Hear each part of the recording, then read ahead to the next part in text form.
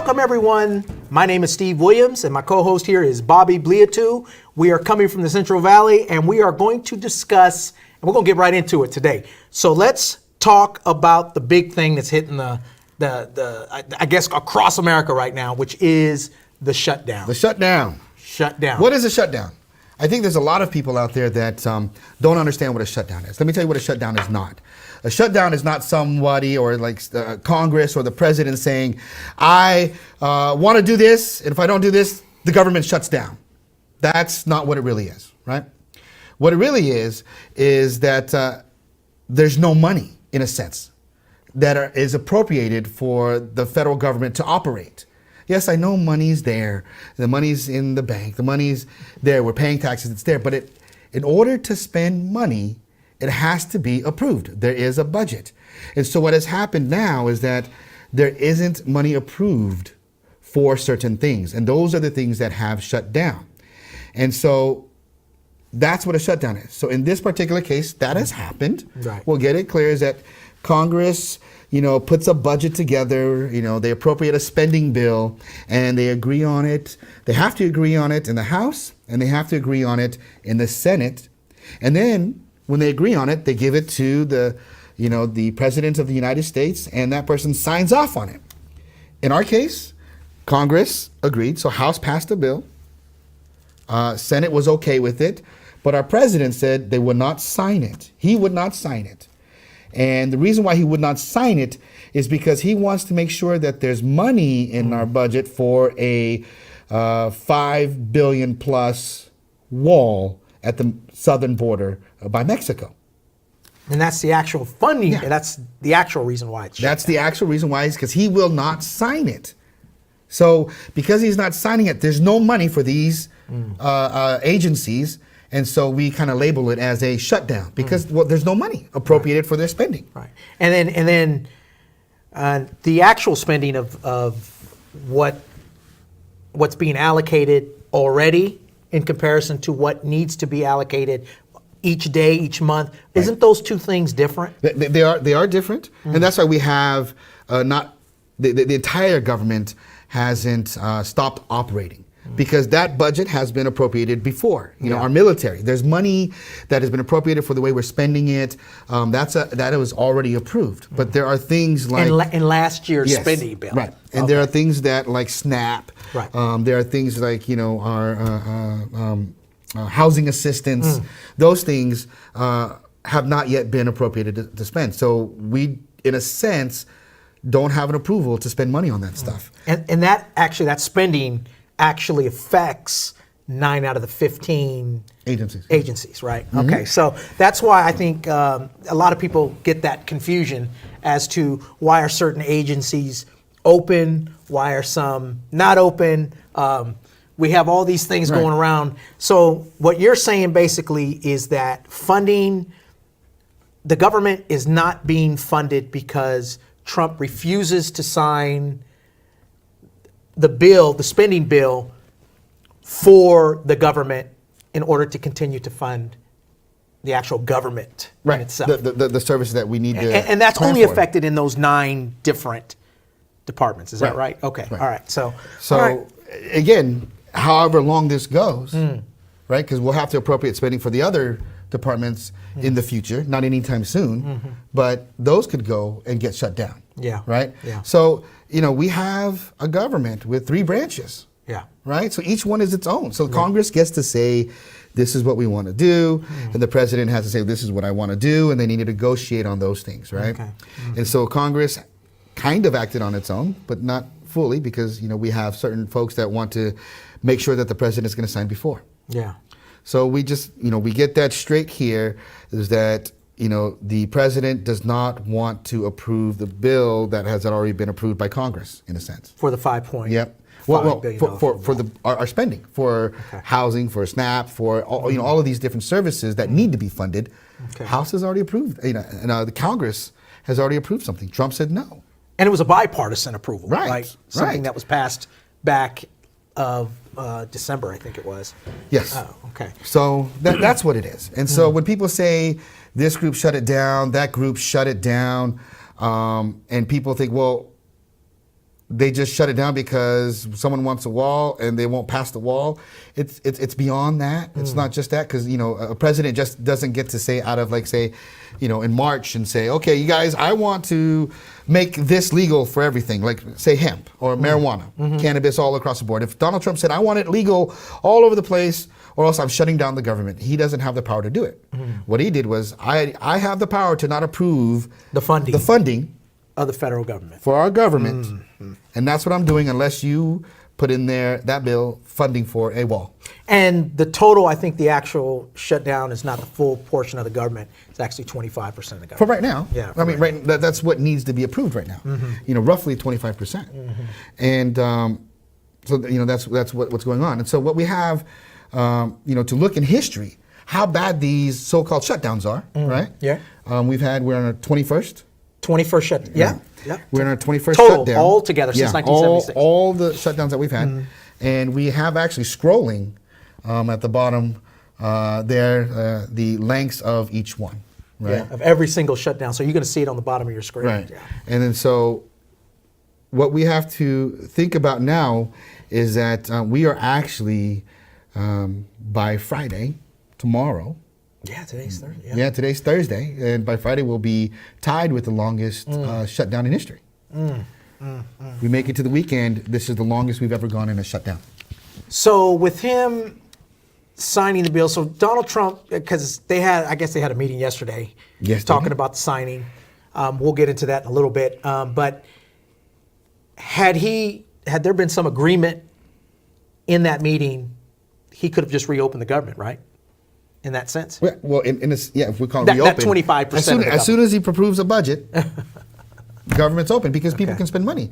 Paychecks can be written. Right. There are protections in place. Like, you have to approve a budget because you don't want the government overspending. Right. You don't want the government handing checks out to anybody. And that's why you have a checks and balances all through. Yes. Yeah. And so we need that budget. And so we want them to spend when they have that budget. And, for a lot of folks that don't know, like, what does a shutdown actually mean? We're hearing a lot of different things and who's, affected by this, right? Yeah. And the different departments that are affected, we have like Homeland Security, Housing and Urban Development, Transportation and Treasury, right? Justice. Yes. And so it's not, in some of those places, not a complete full shutdown, but a lot of these things probably keeps management in place. I'm thinking some people in place, right? And so we have essential services like TSA at the airport. These folks have to work without a promise of pay. Thank goodness that Congress put together before the shutdown was that they would make sure that these people that are working without pay are going to get paid once the budget is pushed through. Yeah. But how it affects all of us, I mean, there's two of us right here, Steve. You've been affected by this. Yeah. Well, tell me your experience. Well, I mean, if there's actually a couple of things. I mean, I'm a retired military vet, so there's a few things we're going through. We're going through a VA home loan right now. That's affected. Supposedly it's not affected, but what it does is it clogs because of non-essential employees that are not working in the VA system. It clogs that down. Even though it's not shut down, it clogs it, holds it off a little bit. And, it's just, there's so many different areas where this is affected. We're going to talk about this in a little bit. But you'll be surprised, even at 25%, how this affects all of us. All of us. Not just me as a vet, but all of us. And there's a lot of different, you mentioned some of the departments that are affected, 9 of the 15 departments that are affected. You're going to start seeing it. And if this continues, because now we're working almost, you also discussed this, about the longest shutdown in history. Tomorrow will be at least tied to Ronald Reagan, I think in 1983 or whatever it was. It's the longest shutdown. So if we don't fix this problem, we're going to have an issue of, and it's going to affect all of us, not just me as a vet, not just Bobby and some of the stuff that he does, but everyone. Right, because I've been affected as well. See, I'm trying to get a small business loan, and small business loans, SBA, the SBA loans are on a shutdown right now too, so they're not available as well. So in a lot of these things, the things that we're trying to do, we actually need these services, and they're gone. So they do affect us. They affect our opportunity at different things, and come next month, it's going to affect a ton of people if we go to the end of the month as well, right? A lot of folks aren't going to get their SNAP, their food that they need to have to eat, to live. A lot of people that are getting funding from Housing and Urban Development to live, to pay rent, those landlords aren't going to get their money. Right. And the landlords are going to have to decide at that point, do they wait for that funding, if that funding is even going to come for that month, or are they going to evict those folks and kick them out and get someone in that's not on assistance? Right. So I think that's, we'll get more into this. We'll actually get more into detail in a little bit. Stay tuned, and thanks for watching the Steve and Bobby Show. Stay tuned for the next segment.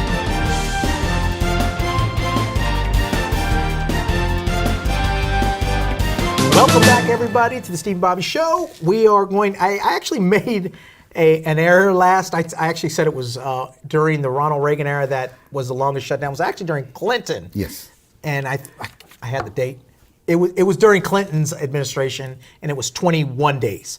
So I think I told you 23 days or something like that in the Ronald Reagan. It wasn't. It was during Clinton. Sorry about that. So anyway, let's talk about the cost of the shutdown, and let's go by the numbers. And cost, when I'm saying cost, I'm not talking about just financial costs. I'm talking about employee costs. I'm talking about cost altogether, all across the board.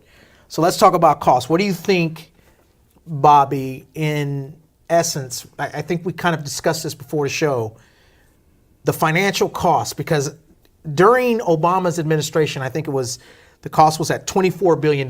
For a 16-day shutdown. 16-day shutdown. 16-day shutdown. And so the cost here, what we're looking at, we don't know because it has to actually end, right? So once it ends, we can go back and evaluate what it is. But if you look at that 2013 cost shutdown, the cost for it, $24 billion over 16 days, you're looking, over $1.5 billion a day. Okay, and I know some people will say, "Well, I don't get it. If we shut down government, there shouldn't be any cost." That's the biggest thing I get all the time. You shut it down, there shouldn't be any cost. Well, let me tell you, we have workers now that are working without pay, so they have to get paid, right? So that money has to come back and get allocated back to them. There are on the workers, really quick. Workers, when they're not getting paid, they're actually going. Where do they get? They're getting unemployment. Right? And they only get 80% of unemployment. So now that money is getting transferred over to the unemployment, right? And they're only getting 80%. That 20% still needs to get recouped. During the Obama era, they were recouped 100% and they were able to keep the unemployment. And if you want to keep federal employees, you're going to have to do that. Right. My bad. I interrupted you. You got to take care of them. Yeah, so you got to take care of them. There are people who are not working that they're still going to get paid. It's going to cost us for these things. You got the landlords. And then you know what? The federal government rents buildings. They don't buy everything. They lease buildings. Well, they still have to pay the leases. They still have to do those things. Security on the ground. You have supplies. I have a friend. Keep the lights on. I have a friend that works for federal government. Does what do you call it? Science, and they do scientific experiments, and they do all that testing. Well, guess what? During this shutdown, those experiments are done, and some of them took 3 years to get to this point. Oh. Wow. Now you start all over. So you spend money to do that all over again. Wow. It includes that too. Yeah. Huh? So those folks, because they're non-essential. They're non-essential. They can't come back to work. So everything sits in that lab, is not attended to, and you got to start them all over again. So all of these things are costs. In generic sense, that's you're supposed to be appropriated money for these things, to be able to continue your business as normal for the federal government. You take that away, people are hurt. There are costs to it. Yeah, and then you got to recoup those costs because, some things some things are generating income. Yeah. For instance, getting people to pay their taxes. It's actually a real good point. People who fees. Yes, for permits. Federal fees, permits, fishing license. That's federal. Hunting license. Right? Isn't that federal? Well, no, those are state. But are they? Yeah, those are state. But again, there But what if you're on federal land? Can you hunt on federal land? Yes. Well, you're supposed to hunt on federal land. Yeah. Oh, are you? Yeah. So you can't hunt on state land? Like state parks? No. Oh, wow. A lot of the Can you tell them not to hunt it? So I'm trying to think. Maybe I don't know any state areas where you go. So everything is federal land. Most of the land we have here in California is federal land. And then you would have to actually recoup. And then, for example, I was watching a news story. I can't remember if it was CNN or something, where they had the trash bins were overwhelmed of trash. It was all over the place. Yes. It was all over the streets. It was all, and then you got to clean that up. So when those workers come back, they're going to have to do overtime because they're going to have to catch up, throw and all that's that a terrible stuff. thing. Oh, I mean, I wish we wouldn't have to budget for that. Yeah. Right? I don't want to have to budget for, for our citizens in our community to trash these parks. Yeah. So, let's give shout out to all those people All who federal actually are employees. volunteering to go and clean up the parks. Thank you for your You never realize submarine how works. essential those people are until something like this happens. Yeah. You go to those parks and you're like, oh, I didn't realize that was somebody doing that. Or, man, it really comes into effect in a situation when the government is not running.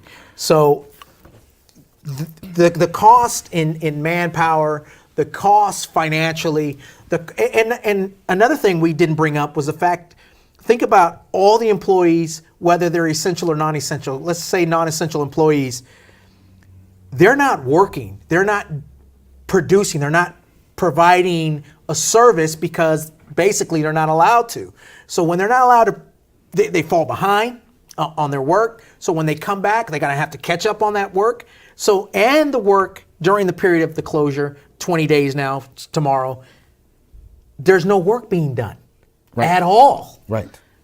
So that is a huge problem. So, and then they're going to have to catch up, just like when you have an overflow of garbage, got an overflow of my brother works for the VA, and he was telling me kind of like the non-essential employees he didn't realize was working with him that get cut or they're not there. Some of the cleaning personnel that they're not cleaning some of the rooms, and you're talking about VA patients. Yes. You see, so the nurses that are in there will have to do that. The federal contracts and those things Federal are gone. contract, and so military. they're subcontracted. They're not even, a lot of them are subcontracted services out to small businesses in the community. The Army. Right, and they're done. 290 civilian employees for the Army that they're considered non-essential. So you think like chow hall, because the Army does have its own cooks, but in order to alleviate the Army's cooks, usually what they do is they hire civilian cooks that come in and do, maybe they'll do the pastries or they'll do something that takes a long time. Gone. Yep. So who's doing that? Army personnel is going to have to do that. What does that do? That affects the mission because these people are going to have to get through. You got to feed the military, so and that's just one aspect of it. There's a ton of other things. And so where that's this is that affected. cost there, Yeah. right? And then the cost, the effect that it has on people's lives On the actual is a people. whole another thing, because you have some people who are employees, they get Yep.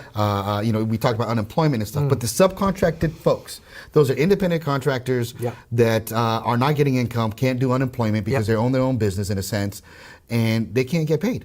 And there's no reimbursement for them. They completely lost their livelihood, and that's done. You can't do anything about that. We have those people who are working at the TSA. TSA, They are working and not getting paid. Because they're considered essential. Right. But they're not getting paid because there's no budget to pay them. And I'm kind of confused here because I know that TSA falls under the Homeland Security, right? Aren't they? Yeah, I think they're under Homeland Security. So I don't understand why, like the military, that continues to, because the military is essential, so it gets paid. I find that kind of crazy that TSA, who provides security under the Patriot Act, right? The budget isn't. The budget isn't there for them to be essential. Isn't Coast Guard, long-lasting. Coast Guard, Right. Coast Guard's the other one. Right. Coast Guard's It's not getting paid. Right. It's the one that they want to be able to fluctuate the billing on based on practices, because things are changing depending on the environment, depending on what's going on. I believe that's that stuff doesn't get budgeted as far out as the other institutions. So a lot of people are being affected by this. That cost is beyond just $1, but the livelihood of people, and all for a tourist attraction for the president. And that's what people have to realize. This affects a lot of lives. The president the other day was explaining that he believes that these non-essential federal employees, I don't really like calling them non-essential, because to me all employees and federal employees are important. I've been in the military, I served a long time. I've served with a lot of these people, and they provide ammo. They help us do weapons, and there's a lot of things that are essential to civilian employees. But I think that the human cost to that. The human is just, it's unbelievable to me. No, it is. And it's sad. And so, but that's the cost of the shutdown. That's the effect of the shutdown. We've explained what the shutdown is, right? So we're going to take a break, and we're going to kind of give you our opinions now on everything that is happening, and where I stand and where Steve stands, and hopefully a lot of you agree with us. You'll give us your opinions, but we're going to move over to that. So let's take a quick break, and we'll come right back. Thank you.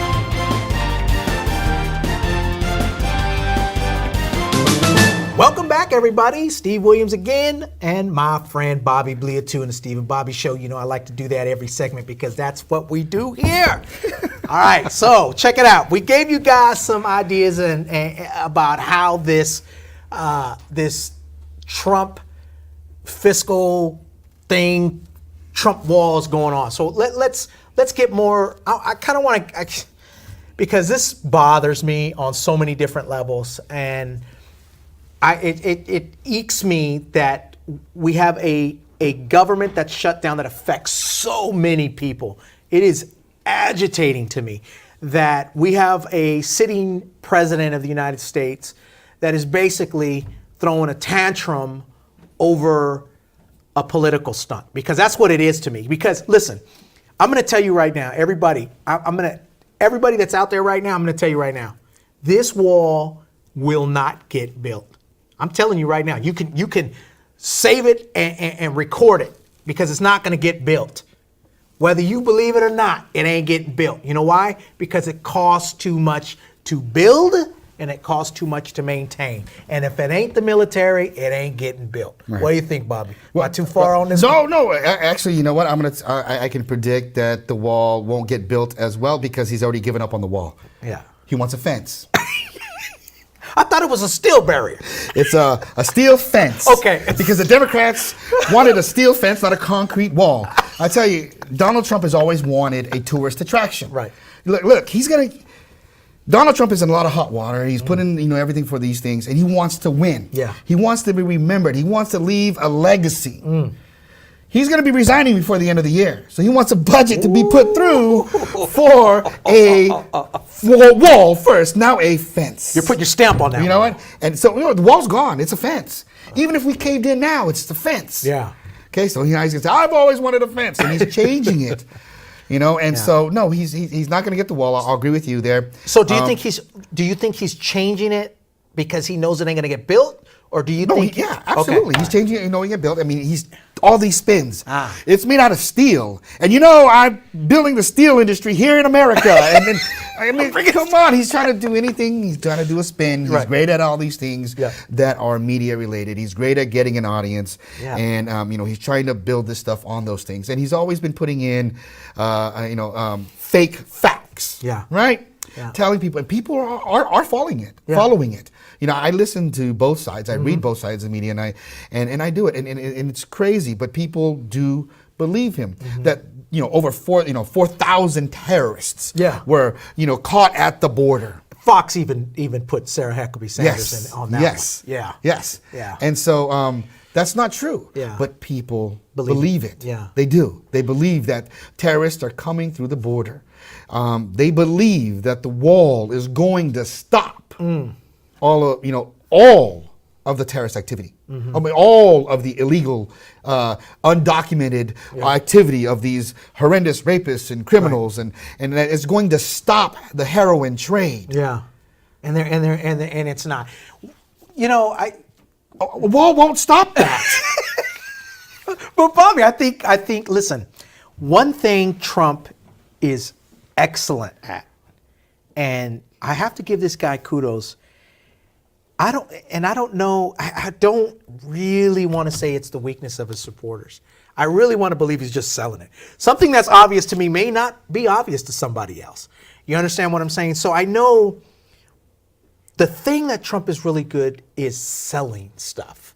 He is very, very, Trump in my world reminds me of the 1980s, the used car salesman. Remember the used car salesman in the 1980s saying, I'll stand on my head to make you a deal. That's what Trump reminds me of. And how people fell for that in the 80s. Now, nobody falls for that anymore, But it seems as though people are falling for that now. And Trump is like the used car salesman. And every time I see this, I'm like, how do people not see that? Do you understand? We all know, Bobby, ain't no wall gonna get built. Yes. It's the second time I've said that. It's not getting built. No walls get built. Okay, it's not moving through. But I think I want you to think about that, of what we have to do to get past this. Right.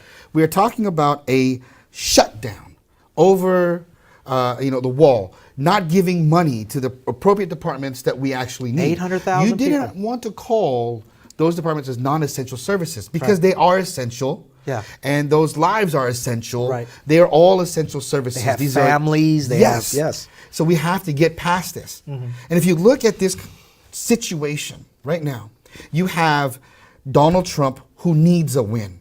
He has banked everything on this. He needs his legacy. You know he will not back down. Okay? He will not back down at this time. And you're looking at the Democrats. The Democrats see the wall for what it is.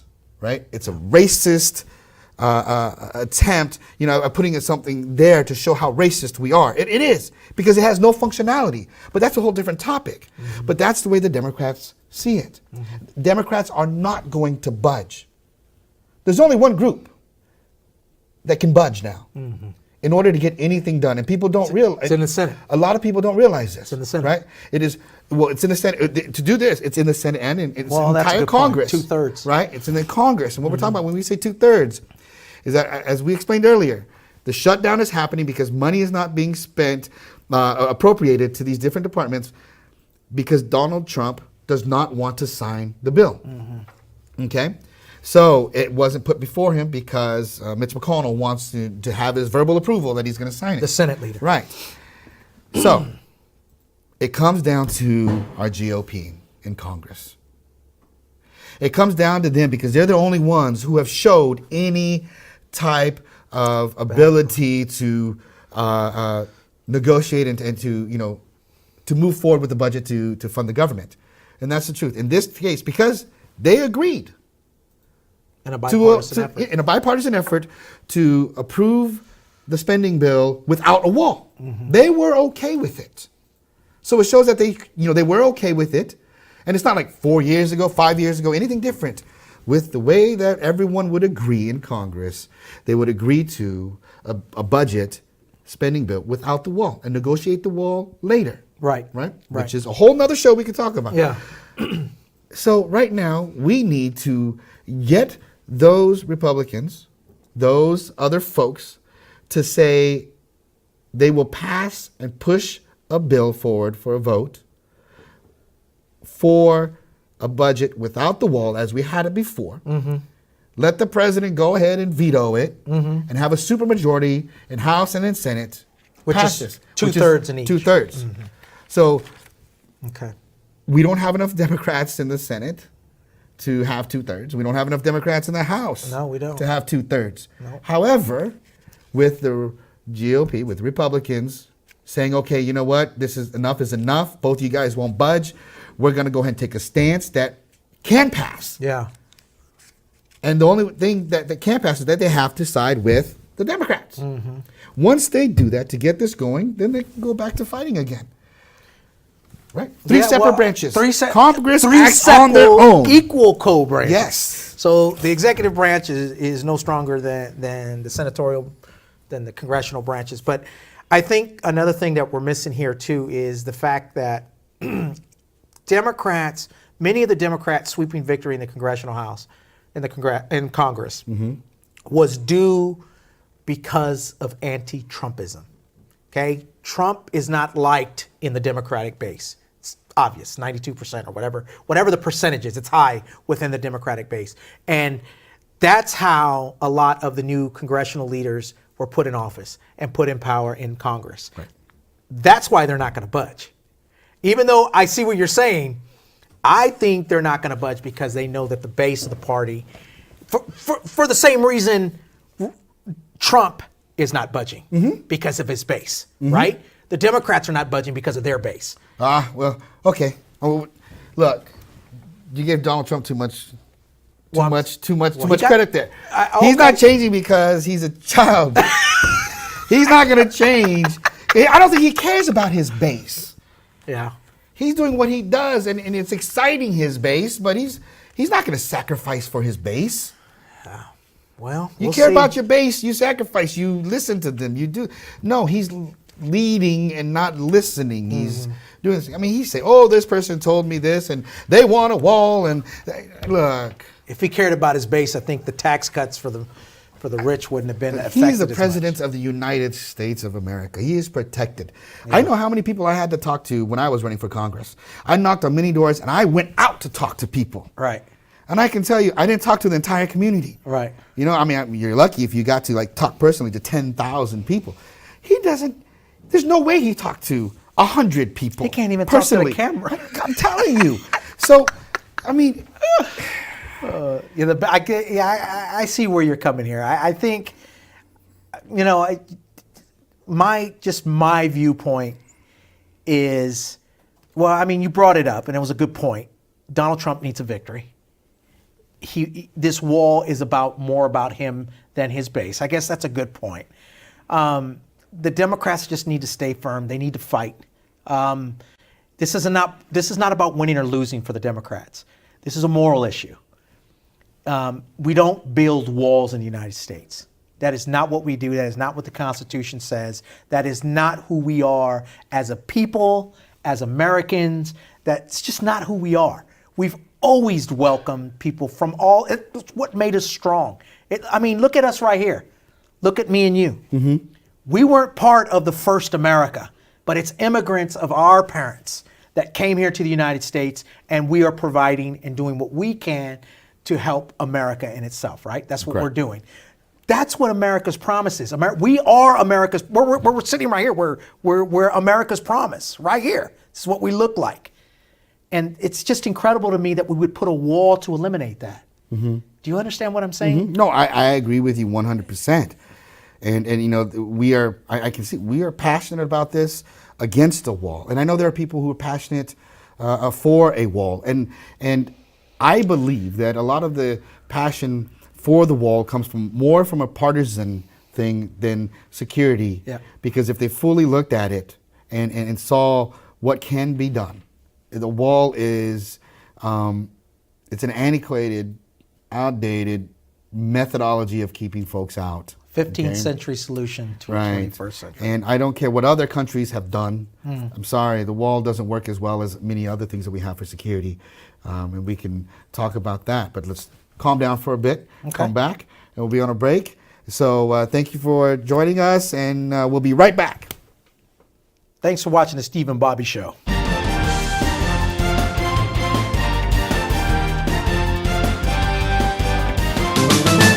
Welcome back, everybody. What is going on? I want to, now we kind of went into deep detail about this on how, about this Trump bill, this Trump wall, whatever you want to call it, this shutdown, because there's so many variables on it. Basically, it's just a Trump shutdown. So let's talk about particularly something that Trump has floated. He has floated the fact that he wants to do, I think it's an emergency mandate. What is that called? Mm-hmm. So he wants to do an executive order he wants to declare an emergency. An emergency. Yeah, a crisis. Mm-hmm. And so what he wanted to do, which I thought he was going to do the other day, actually. Yeah. And I was waiting to hear him say that. But basically, his selling points. Right. but basically, when the president declares an emergency, right, he can provide funding to address that emergency. And it gives him other powers too, right? Oh, he has a ton of powers as a president. And whether people say he can or he cannot, he actually can do it.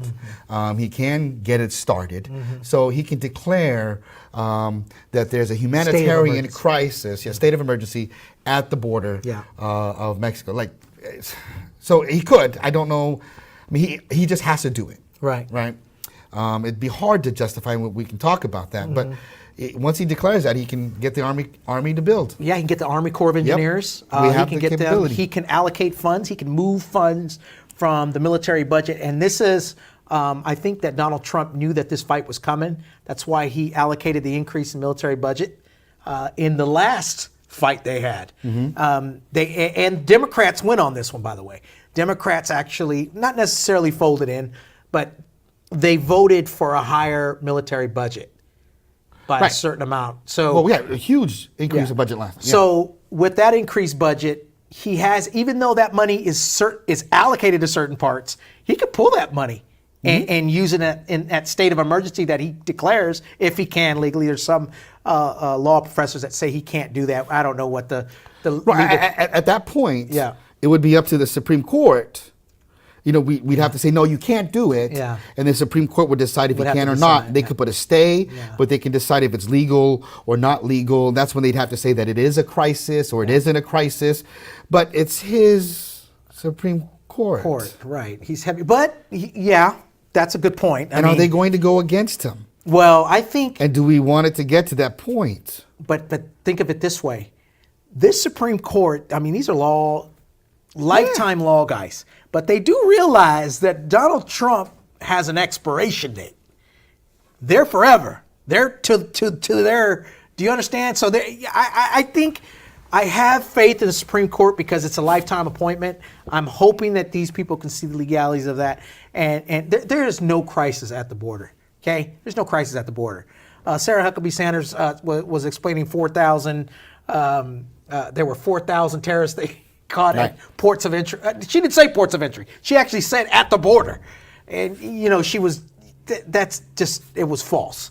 So I mean, we have to look at all these different types of angles and the way the Trump administration is using all of these going on the media. I mean, Trump has almost religiously said that we have a crisis with the caravan. He's been prepping for this with the caravan and scaring you with MS-13, even though MS-13 is based out of Los Angeles. It's, that's what he uses. So if you don't know that, oh my gosh, all these MS-13 guys are coming in. So there's no, he isn't presenting facts. He's presenting fear. He's presenting fear, and that fear he's hoping will give him his money to pressure their congressional leaders and senatorial leaders to provide him for that wall. And he's been prepping this from day one. And you mentioned this before, is the fact that this is something Trump wants. He wants this wall. And you believe that this is his fight from the beginning, right? Yeah, no, he wants his wall. He wants his legacy. Yeah. And he's going to go for it. Yeah. And he wants to that follow stamp. through with his promises. Yeah. And that's what he's going to try to do. And if he doesn't get it, he's just going to blame somebody for not getting it. Right. And you see him going from wall to fence. Yeah. So whatever it is, he's going to try to make a win out of it. Yeah. And in the end, if he can convince himself, which won't happen, which is why I say we need to approach the GOP in Congress to say, hey, you need to flip back the other way. Let's get a supermajority vote and let's finish it. And then you guys can discuss the wall later. Right. But he may go, from a wall down to, okay, let's repair the fence that we have. See, a lot of folks don't know we have a fence. Yeah. There are a lot of people who've been to the border and said, why are we talking about a wall? Don't we already have one? They allocated funds in 2006 for one. We still, we have, appropriate, security for what a fence and wall could actually do. Right. There's no need, in a sense, to put a wall or a fence or a barrier or a sign where nobody is. As businessmen, as entrepreneurs, as all these people know, you don't go put up a billboard in the middle of a desert where no one's going to be. Yeah. There's no reason to put a fence or a wall or a barrier or a sign that distinguishes America from Mexico in a place where people aren't going. And I think, when in this, believe me, this is on all sides too. This isn't just Republicans and Democrats, because there are some Democrats that have this viewpoint. Yeah. I actually got a personal friend of mine, lives in San Diego. Okay, so he's in the trenches. He is in San Diego, so he probably sees it a lot more, even though we're in California. San Diego's a trench line. I mean, there is a border right there. And this guy is the most liberal guy you'll ever meet. I mean, this guy is pro. If you think liberal, I'm talking, he's more to the left than I am. And this guy wants a wall. He believes in a wall. He wants that wall. It's crazy to think. What? I couldn't believe when he mentioned, he actually IM'd me, private messaged me on this issue. He's like, yeah, I think we should have a wall. We should have it. There's too many people coming in, taking jobs. They're stealing. Coming stealing vehicles, or they're breaking into my home. I don't know who they is, but that's, I have to respect that, right? if you didn't, yes, we have to respect what other people are going through and try to look through a different lens. Yeah. And that's very important to be able to do that. Yeah. You know, a lot of those things, when you say if you didn't catch them, you don't know who they were, where they came from. And so, you know, that stuff matters. But I mean, we have fencing, we have things to be able to funnel people through ports of entry. Right. That's where it's going to be. People will always come through, will generally come through our ports of entry. And that's where it's coming through now, and that's what we have to concentrate on, and to make sure that people are coming through that way. And there are better ways than a wall, okay? Much more efficient ways than a wall to ensure this. And the wall has also become a disturbance, a disruption from us actually addressing things that need to be addressed in immigration, in overextended visas, in the application process, in how much money people have to pay to come to this country. Because let's face it, if you're wealthy, you can pay your way to get here. Yep. And I think a lot of people, programs for that. Yeah, and I think a lot of people don't understand is that it's very hard to get into America. It truly is. I just went on a recent vacation out of the country, and the tourist, what do you call it? The host, the guide was telling us, I want to go to America, but it's very hard for me to get a visa to get in. Oh. And so that process is difficult. We are very strict. There's shows on the on other media platforms where you can watch about the border and through what the border agents do, right? And it's very hard to get in. We're very strict. People are finding different ways to fool what we have set up, and it isn't about going around the wall. It's fooling those folks that are through at the ports of entry, or coming in submarines or in airplanes, and in a lot of different ways. But you know, we see the world through our lens, and it's very important that we see it through other people's lenses, right? So, you know, we want to give the opportunity to all of you, bash us, hate us, love us, give us your opinion, and explain why we should change our mind, or why we should keep our decisions and we have, because this is about our community. It is our voices. So, you know, please chime in, right? Chime in. Tell us what you think. You know, this is, you know, a first of our broadcast for the full shows. And we appreciate that you have stayed this long and that you were listening. Please, we invite all of your comments, compliments, or bashes. Put them in there. Let us know what you think. Yes. All right? Yeah. And on that note, really quick, it's important to understand that we're an opinion show, and me and Bobby are going to give you our opinion. But we want to know your opinion too. We want to know what you think. What are you guys thinking out there? Are we crazy, or are we nuts? Or are we on the right track? Are we saying the right things? Are we not saying the right things? Tell us what you think. Are we going on that right pace? Let us know. Tell us. Comment. Let us know. All right. Thank you.